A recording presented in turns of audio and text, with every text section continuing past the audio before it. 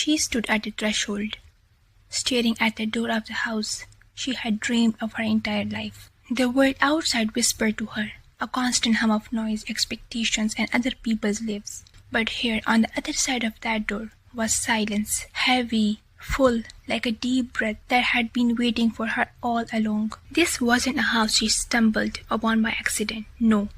It had been calling for her for years, hidden in the quiet corners of her mind, in the moments between the chaos, in the stolen seconds when she allowed herself to wonder, what if? What if she didn't have to live in anyone's shadow?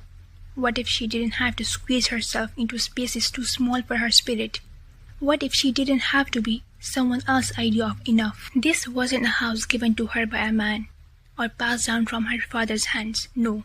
This house, her house, was built with the broken pieces she had gathered along the way. Every crack in the walls whispered of a battle fought, a weight carried, and a strength found. Every inch of it was hers, and for the first time she wasn't asking for permission to claim it. She opened the door. The air inside was still, like the pause before the first snowfall. It was a kind of stillness that didn't demand anything from her. No expectations, no conditions, no judgments. It was a stillness that welcomed her, without the need to prove her worth. There were no grand chandeliers, no sparkling marble floors, no towering ceilings designed to impress the guests. This house wasn't for them. It was for her.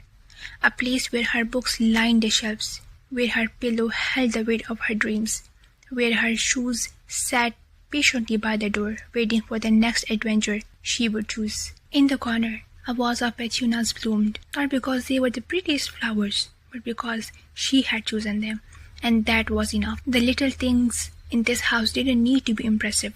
They only needed to be real. Real like her. She walked deeper into the house, feeling the weight lift from her shoulders with every step. This wasn't the kind of home that judged her for her flaws, for her imperfections. Here, she didn't have to pretend to have it all together. The walls seemed to know her, to understand her. They didn't mind the cracks in her heart, the tears that hadn't yet fallen. They simply held her in all her messy, beautiful, unfinished glory. And that was the difference. Here, she didn't have to be anyone but herself. In a world where she had been told how she should live, what she should wear, how much space she was allowed to take up, here she was enough. More than enough. This house wasn't just a structure.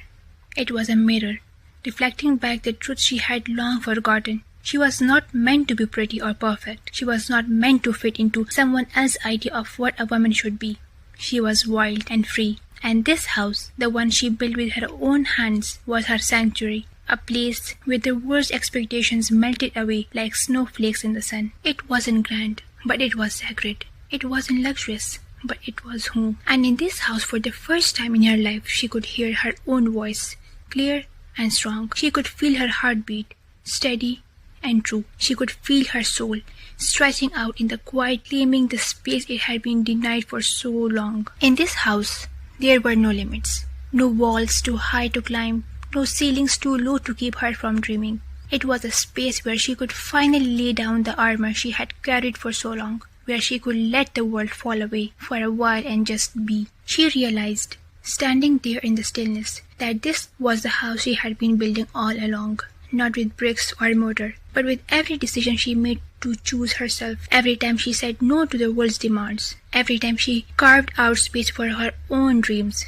She was laying the foundation for this place, this moment. And now standing in the center of it all, she knew this house wasn't just a place to live. It was a declaration, a promise to herself. It was the place where she would rewrite her story, because the truth was, she didn't need to be pretty. She didn't need to fit into anyone else's version of her life. She was enough, just as she was, in her house, in her heart, in her home. And as she sat there, surrounded by the silence, something shifted deep inside her. It was a quiet realization, but a powerful one. She had found what was she looking for all along. It wasn't in the approval of others, or in some unreachable version of perfection. It was in this, the peace of knowing she was enough, just as she was. This house wasn't just a home. It was freedom, a place where she could fall apart and put herself back together without apology, without shame. It was a testament to every time she chose herself, To every moment she stood up and said, I am more than the labels, more than the expectations.